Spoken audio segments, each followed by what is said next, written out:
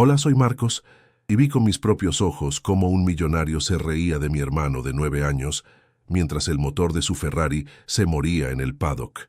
Mal sabía él que todo su orgullo, toda su reputación, dependía de la intuición de ese niño al que acababa de ignorar. Aquel día, el silencio del motor B12 fue casi tan ensordecedor como la arrogancia de los que se creían expertos. ¿Alguna vez te has sentido invisible? Justo en el momento en que sabías que tenías la respuesta correcta, pero nadie te escuchaba por ser quien eras. Antes de que te cuente cómo mi hermano, con solo tocar el capó de aquel coche de millones de euros, silenció a un paddock lleno de ingenieros titulados. Comenta aquí desde dónde nos estás viendo y suscríbete al canal. Créeme, no querrás perderte la cara que se le quedó a ese hombre rico cuando el motor volvió a rugir más fuerte que nunca, gracias al niño que despreció. El aire en el circuito de Jerez olía a una mezcla tóxica de adrenalina y dinero. El aroma del combustible de competición se mezclaba con el de la goma quemada y el perfume caro de los invitados VIP. En medio de todo, la joya de la corona, el Ferrari 250 GTO del señor Ricardo Montero, permanecía en un silencio sepulcral. Era una bestia roja, una escultura de varios millones de euros que se negaba a despertar a pocos minutos de la carrera final del campeonato. La cara del señor Montero era una máscara de furia contenida y vergüenza pública. Sus rivales, desde sus propios boxes, no disimulaban sus sonrisas de satisfacción. Ver a Montero, un hombre conocido por su arrogancia, humillado públicamente por su propia máquina, era el mejor espectáculo del día.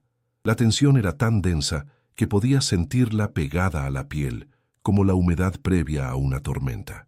Mi hermano Hugo, con sus 9 años y la ropa de trabajo de mi padre que le quedaba un poco grande, era parte del paisaje, una figura polvorienta e invisible para esa gente. Como nuestro padre era uno de los encargados de mantenimiento del circuito, Hugo había crecido entre el estruendo de los motores, pero siempre desde la distancia, desde el otro lado de la valla. Para él, los motores no eran solo un conjunto de piezas metálicas, tenían un ritmo, un lenguaje. No solo los veía, los sentía. Pasaba sus ratos libres en el taller de mi padre, construyendo pequeños artilugios con piezas que otros desechaban. Nadie en ese mundo de ingeniería de élite y títulos universitarios le daba crédito. Para ellos, la intuición de un niño era solo fantasía, una molestia en un entorno de profesionales. Los profesionales, de hecho, estaban en pleno colapso. Enzo, el ingeniero jefe traído expresamente desde Maranello, caminaba de un lado a otro como un general derrotado en el campo de batalla, con su mono de trabajo impecable manchado de grasa y sudor. Él y su equipo lo habían intentado todo.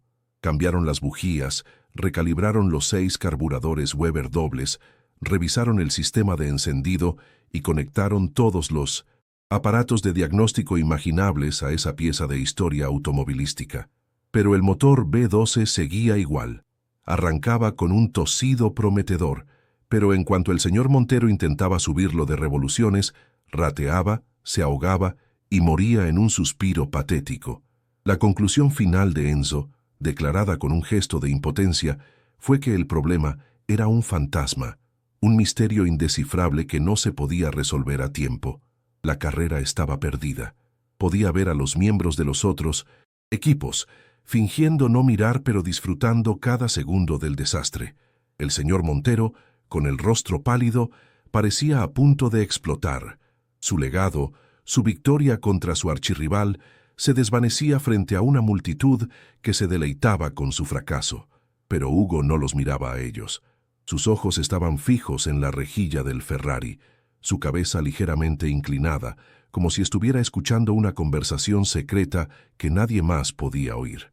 Recuerdo que mi padre siempre nos decía que cada motor tiene su propia voz, y que la mayoría de los mecánicos de hoy en día solo saben gritarle con herramientas en lugar de detenerse a escuchar lo que intenta decir. En ese momento, Hugo no era un niño perdido. Era el único que de verdad estaba prestando atención al paciente moribundo. Mientras el equipo de Montero empezaba a guardar las herramientas con la resignación pintada en sus caras, mi hermano dio un paso al frente.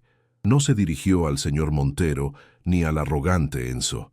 Se acercó a uno de los mecánicos más jóvenes, un chico que parecía tan frustrado como el resto, y le susurró con una voz apenas audible por encima del ruido del paddock: «No está respirando bien, se ahoga con demasiado aire». El mecánico lo miró con una mezcla de lástima y fastidio, como si fuera un mosquito molesto. Le hizo un gesto con la mano para que se apartara, murmurando algo como: «Quítate de en medio, niño, esto no es un juego». Hugo no se movió, simplemente repitió, un poco más alto: «El sonido está mal». Fue la primera vez que alguien lo humillaba directamente, pero no sería la última. El desprecio en la cara de aquel joven mecánico fue como una bofetada. Vi a Hugo dar un paso atrás, no por miedo, sino con una especie de decepción tranquila. No se encogió ni lloró, simplemente se quedó quieto, con los ojos todavía fijos en el coche, como si el insulto no fuera más que un ruido de fondo que no lograba distraerlo de la melodía rota del motor. Sentí cómo la rabia me subía por la garganta, una impotencia que me quemaba por dentro. Quería gritarle a ese mecánico, decirle que mi hermano entendía más de motores en sus sueños que él en toda su vida. Pero me quedé callado, anclado al suelo por el miedo a que mi padre perdiera su trabajo por nuestra culpa. Hugo no necesitaba que lo defendiera con palabras. Su silencio era más elocuente y digno que cualquier grito que yo pudiera haber dado en ese momento. Enzo, el ingeniero jefe, ajeno a nuestro pequeño drama, finalmente se rindió. Tiró una bayeta sucia al suelo con un gesto de furia contenida y se dirigió al señor Montero con el acento italiano marcado por la derrota. «Señor, no hay nada que hacer. Hemos revisado cada componente, cada cable, cada válvula. Es un fallo fantasma, algo interno que requeriría desmontar el motor por completo, y para eso no hay tiempo. La carrera está perdida para nosotros». Su voz, normalmente tan llena de autoridad y confianza, sonaba hueca y frágil. Cada palabra era un clavo más en el ataúd de las esperanzas de Montero. El equipo entero bajó la cabeza, como si hubieran recibido una sentencia de muerte. El silencio que siguió fue pesado, denso, solo roto por el rugido lejano de otros motores que sí funcionaban. Una tortura auditiva para el equipo fracasado. El señor Montero, que hasta ese momento había mantenido una compostura frágil, explotó. No gritó, pero su ira fue mucho más aterradora. Se acercó al coche y, con una violencia que nos dejó a todos helados, le dio una patada al neumático delantero. El golpe sordo resonó en el garaje. Su rostro, normalmente bronceado y sereno, era una máscara de furia de un color rojo intenso, con las venas del cuello marcadas como cuerdas a punto de romperse. Se giró hacia Enzo y le espetó con un siseo venenoso. «¿Un fallo fantasma? ¿Me has traído desde Italia para decirme que mi coche está poseído por un fantasma? Inútiles. Sois todos unos inútiles». La humillación pública, la certeza de que sus rivales se estaban regodeando, lo había despojado de toda su elegancia. Era solo un hombre rico y poderoso, enfrentado a algo que su dinero no podía arreglar. En medio de ese caos de ira y resignación, Hugo volvió a moverse. Esta vez, su avance fue más decidido. Ignoró a los mecánicos de bajo rango y caminó directamente hacia el centro de la tormenta, deteniéndose a unos pocos metros del señor Montero y del furioso Enzo. No dijo nada, pero su presencia era imposible de ignorar. Era tan pequeño, tan fuera de lugar en medio de aquellos hombres derrotados, que su calma parecía casi una provocación. Sostenía en su mano un pequeño trozo de metal, una arandela que había encontrado en el suelo del taller de mi padre y que siempre llevaba en el bolsillo como un amuleto. La giraba entre sus dedos una y otra vez, mientras su mirada analizaba la rejilla delantera del Ferrari, como si estuviera leyendo un libro escrito en un idioma que solo él conocía. Fue Enzo quien lo vio primero. Su frustración, ya en el punto de ebullición, encontró un blanco fácil. Se giró hacia mi hermano y le gritó, esta vez sin disimular su desprecio: «¡Otra vez tú! ¿Es que no entiendes cuando te hablan? He dicho que te vayas.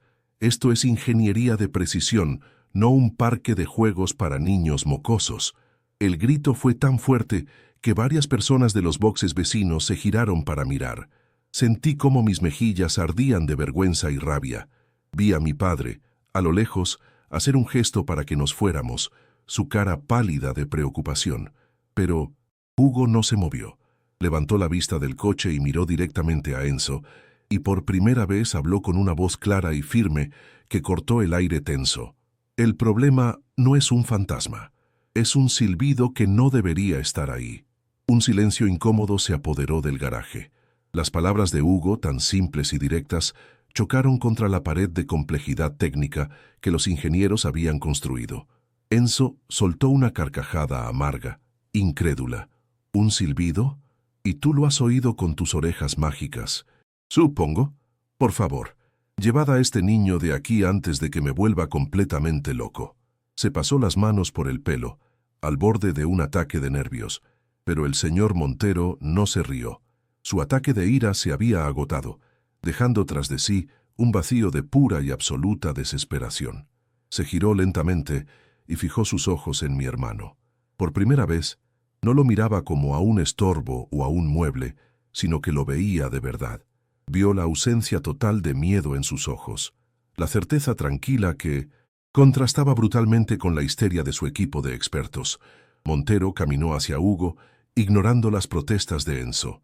Se agachó hasta que sus ojos, caros y cansados, estuvieron a la misma altura que los de mi hermano. El paddock entero parecía contener la respiración, observando aquella escena surrealista.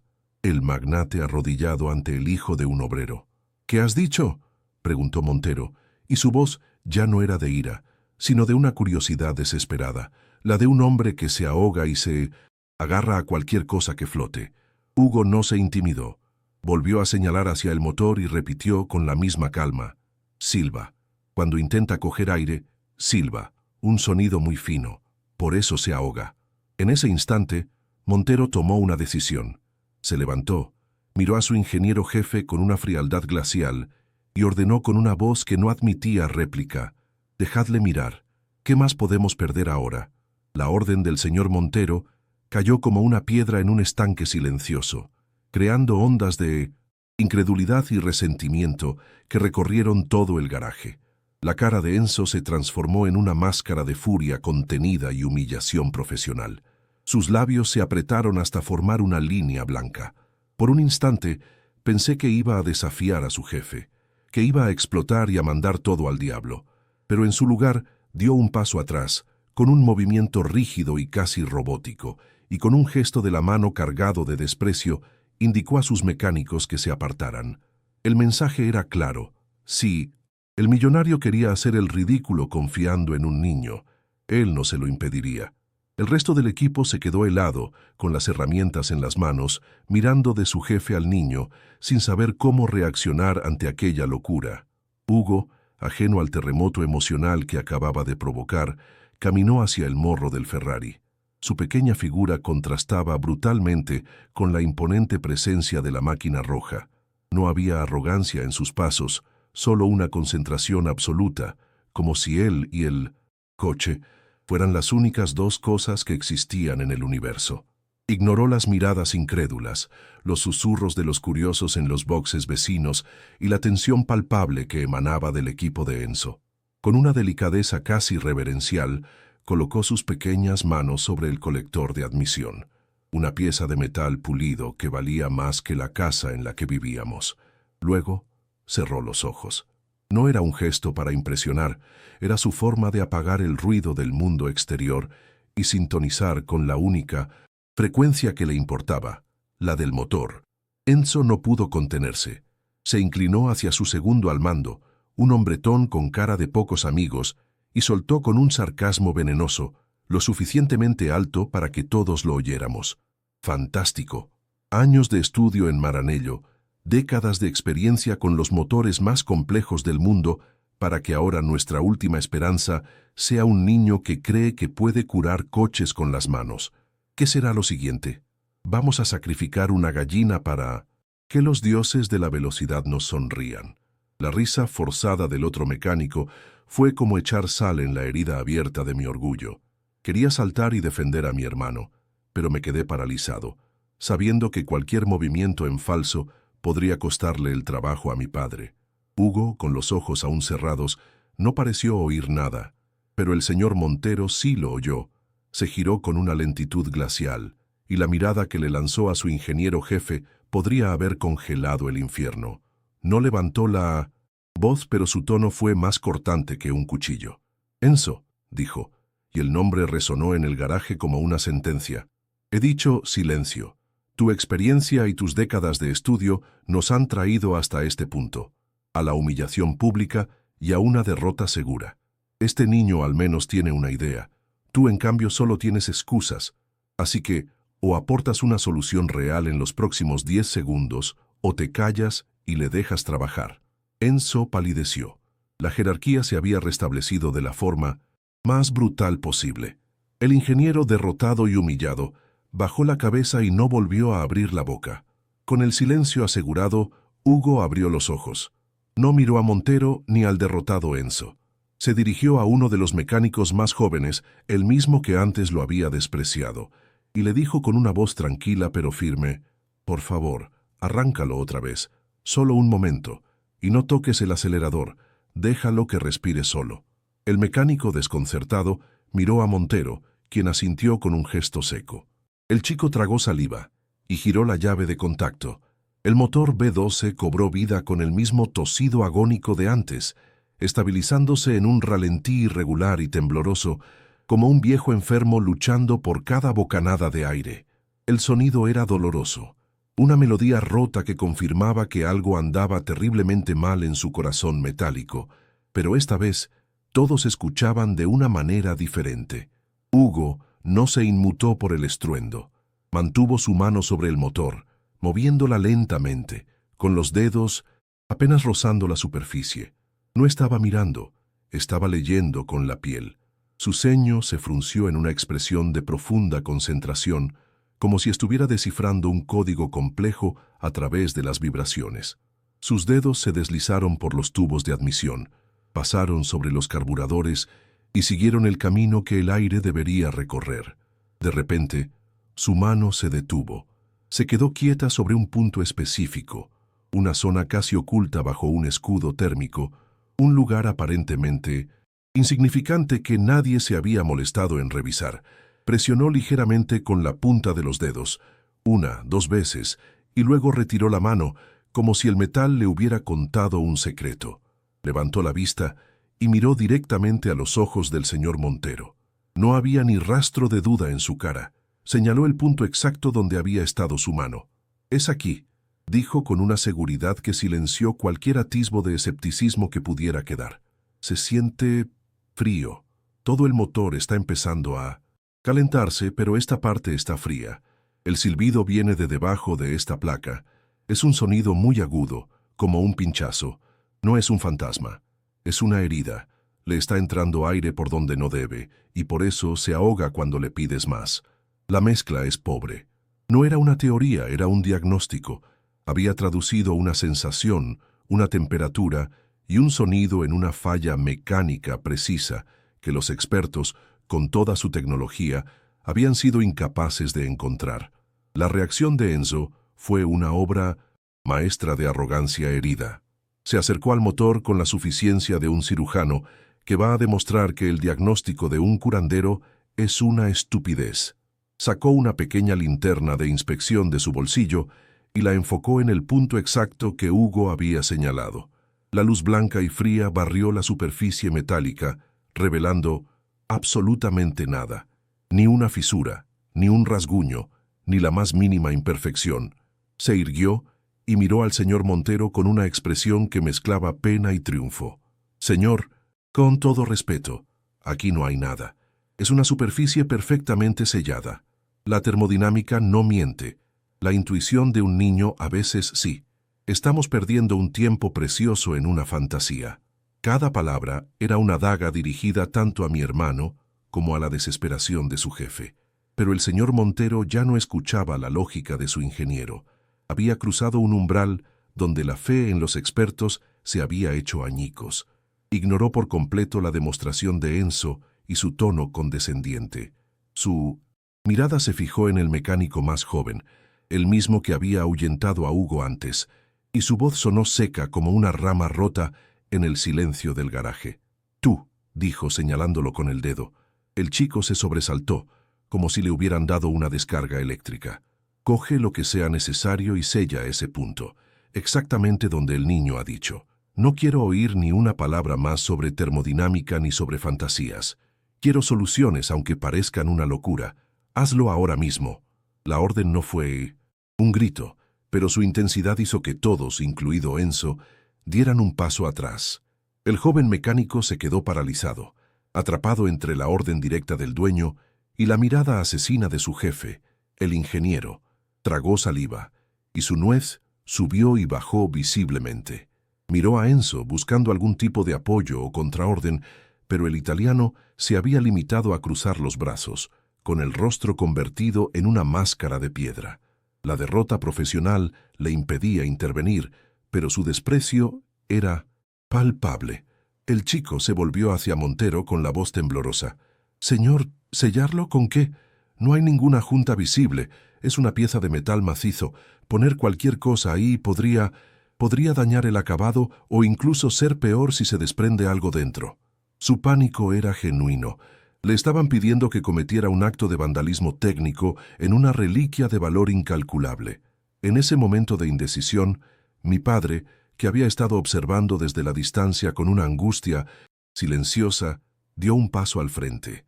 No se dirigió a Montero, sino al mecánico. En su mano sostenía un tubo pequeño y sin etiqueta de una pasta de color gris oscuro. «Usa esto», dijo con voz tranquila. «Es un sellador de juntas de alta temperatura. Lo usamos para reparaciones de emergencia en los colectores de los tractores. Aguanta hasta 1000 grados. Si hay una microfisura que se abre con el calor y el vacío, esto la tapará temporalmente. No es bonito, pero funciona». Enzo soltó un bufido de incredulidad, como si la idea de usar una pasta de tractor en un B12 de Maranello fuera la ofensa definitiva. Pero Montero solo asintió, arrebatándole el tubo de la mano a mi padre y entregándoselo al mecánico. «Ya has oído. Úsalo». Con el corazón en un puño, vi cómo el joven mecánico, con las manos temblorosas, apretaba el tubo y dejaba salir una pequeña cantidad de aquella pasta vulgar y gris. Todos los presentes, desde los rivales que espiaban desde sus boxes hasta el último miembro del equipo, contuvieron la respiración. El contraste era casi doloroso. La punta del dedo del mecánico, manchada con aquel pegamento industrial, acercándose a la superficie inmaculada y pulida del motor Ferrari. Con un cuidado extremo, como si estuviera desactivando una bomba, extendió una fina capa de sellador sobre el área que Hugo había indicado. El acto en sí duró menos de 10 segundos, pero en el silencio denso del garaje pareció una eternidad.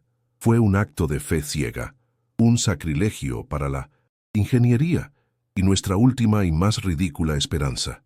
El mecánico se apartó, limpiándose el dedo en un trapo con un gesto de profundo alivio, como si se hubiera librado de una carga insoportable. Ahora, la única evidencia de nuestra locura era una pequeña mancha gris y opaca en el corazón brillante del Ferrari. Un silencio pesado se instaló de nuevo. Nadie se atrevía a hablar. ¿Y ahora qué? ¿Habíamos profanado una obra de arte para nada? Podía ver una sonrisa de suficiencia formándose en la comisura de los labios de Enzo. Estaba saboreando el fracaso inminente, el momento en que podría decir «se lo dije». El señor Montero miraba la mancha gris con una expresión indescifrable. El tiempo pareció estirarse, cada segundo pesando como una hora, mientras la pasta se asentaba y el destino de la carrera pendía de un hilo finísimo y absurdo. Entonces el señor Montero rompió el hechizo. Sin decir una palabra, caminó con paso firme hacia el lado del conductor. El sonido de la puerta del Ferrari al abrirse y cerrarse resonó en el garaje como un disparo. Se deslizó en el asiento de cuero, se ajustó el casco con movimientos metódicos y deliberados y sus guantes de carreras se cerraron sobre el volante de madera. Antes de hacer nada más, sus ojos encontraron los de Hugo a través del parabrisas. Fue una mirada que duró apenas un segundo, pero contenía un universo de esperanza, miedo y una pregunta silenciosa.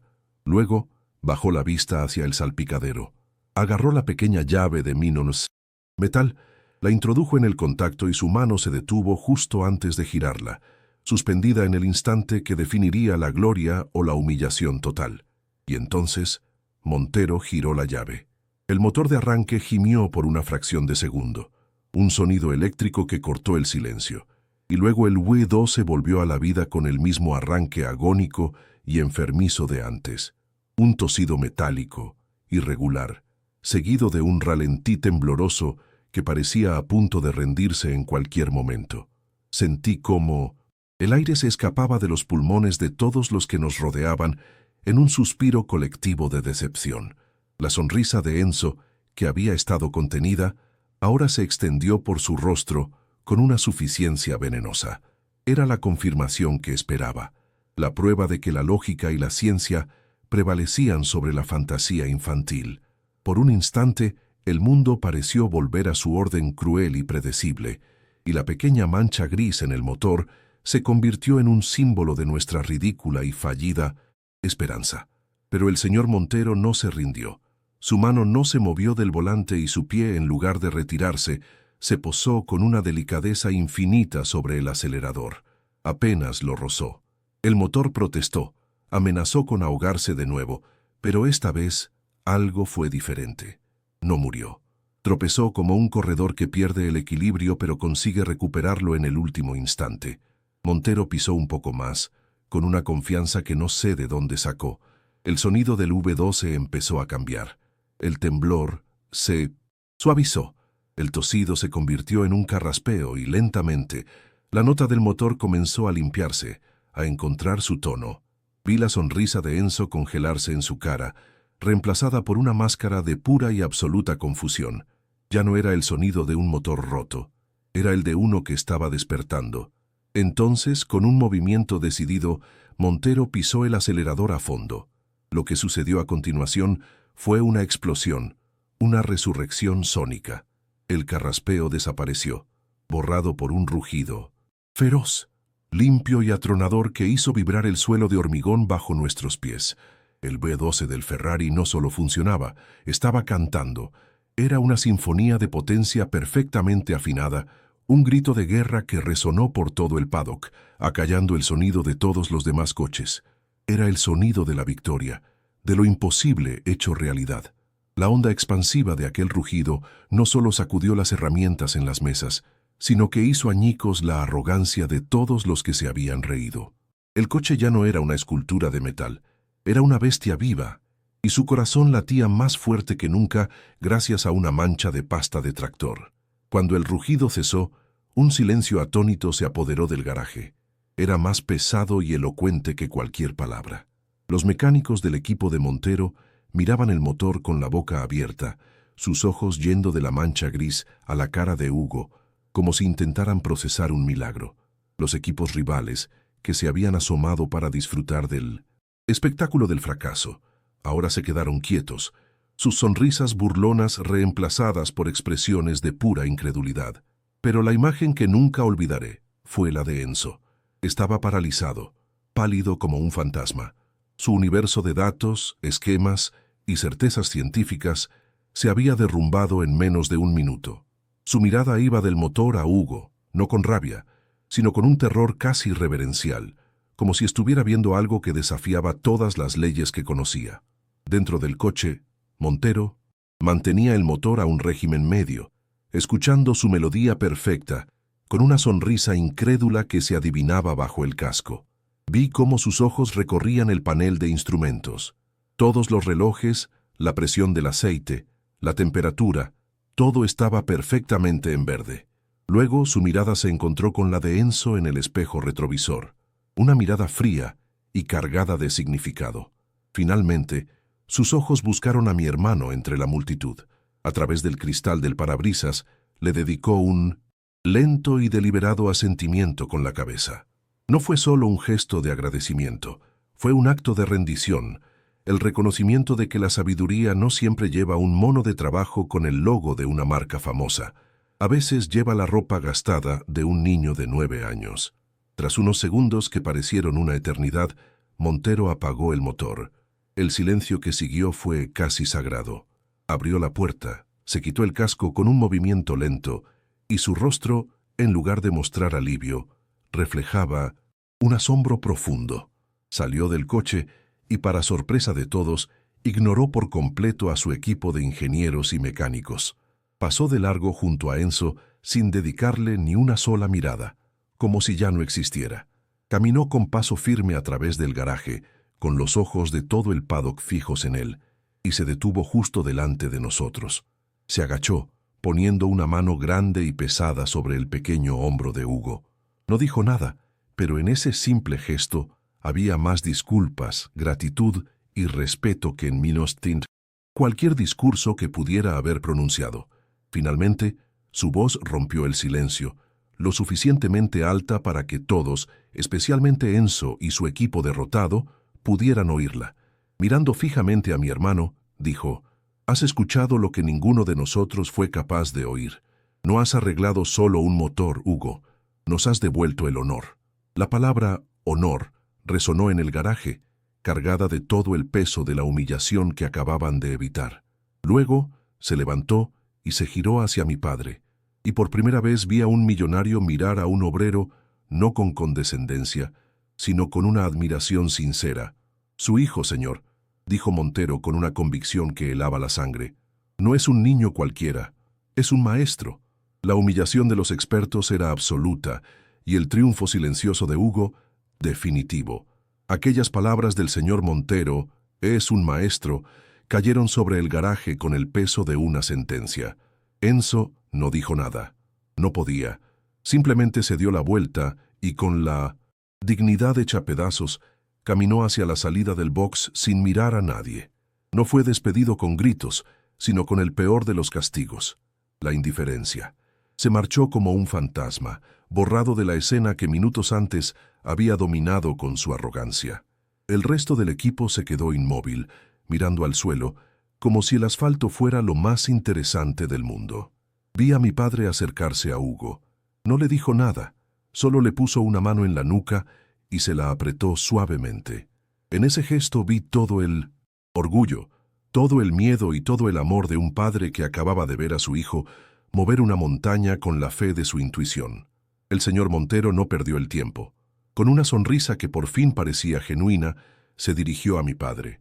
«La carrera está a punto de empezar», dijo, «y me gustaría que usted y sus hijos la vieran desde mi palco privado. Es lo menos que puedo hacer». La invitación nos dejó sin aliento. Pasar del polvo del taller al lujo del palco VIP era como cruzar a otro universo. Mientras caminábamos detrás de Montero por el paddock, sentí las miradas de todos sobre nosotros. Ya no éramos invisibles. Los mismos mecánicos que antes nos ignoraban ahora bajaban la cabeza con respeto. Las mismas caras ricas y bronceadas que nos veían como parte del decorado ahora nos miraban con una curiosidad asombrada. Hugo caminaba con la misma calma de siempre, pero yo sentía que mis pies no tocaban el suelo. Estábamos entrando en un mundo que nunca creímos que nos pertenecería. Desde la cristalera del palco VIP, el circuito de Jerez se extendía a nuestros pies como un mapa de sueños. Nos trajeron refrescos en vasos de cristal que pesaban más que mi almuerzo. Ver el Ferrari 250 GTO rojo colocarse en la parrilla de salida fue una experiencia surrealista. Cuando se apagaron los semáforos, el rugido de los motores nos sacudió el pecho, pero nuestros oídos solo buscaban uno, el del B12 que mi hermano había sanado. Vuelta tras vuelta, vimos cómo Montero no solo competía, sino que dominaba. Adelantaba a sus rivales con una fluidez y una potencia que parecían imposibles minutos antes. Cada vez que el coche pasaba por la recta principal, sentíamos que no era solo la victoria de Montero. Era la victoria de Hugo, la de mi padre, la de todos los que alguna vez habían sido subestimados. Era la prueba rugiente de que la verdad no necesita títulos para imponerse. Cuando el Ferrari cruzó la línea de meta en primer lugar, el palco estalló en aplausos, pero nosotros tres nos quedamos en silencio, abrazados. La celebración en el podio fue aún más increíble. El señor Montero, con el trofeo en la mano y el champán empapándole el mono de carreras, hizo algo que nadie esperaba. Hizo una seña para que bajaran el micrófono y cuando el público se calló dijo: «Este trofeo no es solo mío. Hoy, la victoria se la debo a un joven maestro que me recordó que hay que saber escuchar. Hugo, sube aquí. Los oficiales, desconcertados, ayudaron a mi hermano a subir al podio. Ver a Hugo allí arriba, tan pequeño al lado de aquellos gigantes, con una medalla de ganador colgando de su cuello, fue la imagen definitiva. La arrogancia había sido derrotada y el genio anónimo celebrado ante el mundo. Más tarde, cuando la euforia se había calmado, el señor Montero nos llevó a su oficina privada, lejos del ruido y de las cámaras. Se sentó frente a mi padre y le habló con una seriedad que me puso la piel de gallina. «Señor», comenzó, «el dinero no puede pagar lo que su hijo ha hecho por mí hoy, pero puedo asegurarme de que su don nunca se desperdicie». Y entonces nos explicó su oferta. Crearía un fondo fiduciario para garantizar la mejor educación para Hugo en cualquier universidad del mundo que él eligiera. Y hasta que llegara ese momento, le ofrecía ser su aprendiz personal en su taller de restauración, donde tendría acceso a los coches más legendarios de la historia. Mi padre no pudo contener las lágrimas. Aquel día, el futuro de mi hermano no solo cambió, fue forjado en oro por el mismo hombre que horas antes se había reído de él. Desde aquel día en Jerez, nada volvió a ser igual. Hugo no se convirtió en un niño arrogante. Al contrario, su humildad se hizo más profunda porque entendió el peso de su don. Pasó los fines de semana siguientes rodeado de motores legendarios, no como un intruso, sino como un invitado de honor, aprendiendo de los mejores artesanos del mundo, a quienes Montero contrató específicamente para guiarlo. La historia del niño susurrador de Ferraris se convirtió en una leyenda en los circuitos, un recordatorio constante de que el talento puede surgir en los lugares más inesperados. Y el señor Montero aprendió su lección más valiosa, que a veces, para encontrar la respuesta correcta, no necesitas más expertos ni más tecnología. Solo tienes que callarte y escuchar la voz de la intuición, por muy pequeña que sea. Han pasado muchos años desde aquel día en Jerez, pero el eco de aquel motor V12 resucitado todavía resuena en mí. Memoria como si fuera ayer. La victoria en la carrera fue solo el principio. Lo que realmente ganamos esa tarde fue algo que el dinero no puede comprar: la dignidad. Mi padre, que siempre había caminado con la cabeza gacha, como pidiendo perdón por ocupar un espacio en el mundo de los ricos, empezó a andar más erguido. Ya no éramos los invisibles, la familia del personal de mantenimiento. Éramos la familia del niño que había escuchado lo que nadie más pudo.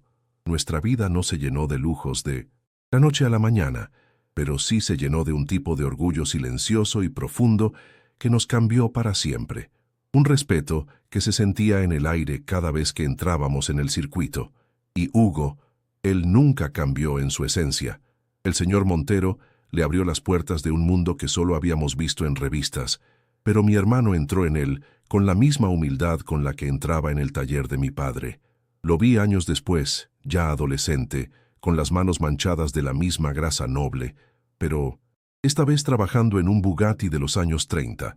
Los conocimientos que adquirió en las mejores escuelas no reemplazaron su don, lo amplificaron. Aprendió el lenguaje técnico de los ingenieros, pero nunca dejó de escuchar el lenguaje secreto de las máquinas. Usaba la ciencia para confirmar lo que su corazón ya sabía. Para él, cada motor seguía siendo un ser vivo con una historia que contar, y él seguía siendo el único dispuesto a escucharla con paciencia. El señor Montero cumplió su palabra y, mucho más, se convirtió en una figura casi paternal para Hugo, un mentor que no solo le enseñaba sobre coches, sino sobre la vida. A menudo lo oía decir que la lección más importante que aprendió no fue sobre mecánica, sino sobre la arrogancia. Nos contó que nunca más volvió a contratar a un experto basándose únicamente en su currículum. Buscaba gente con oído, gente que supiera que las respuestas más importantes no siempre vienen de los ordenadores, sino de la observación y la humildad. Enzo y su equipo se convirtieron en una historia de advertencia en el paddock.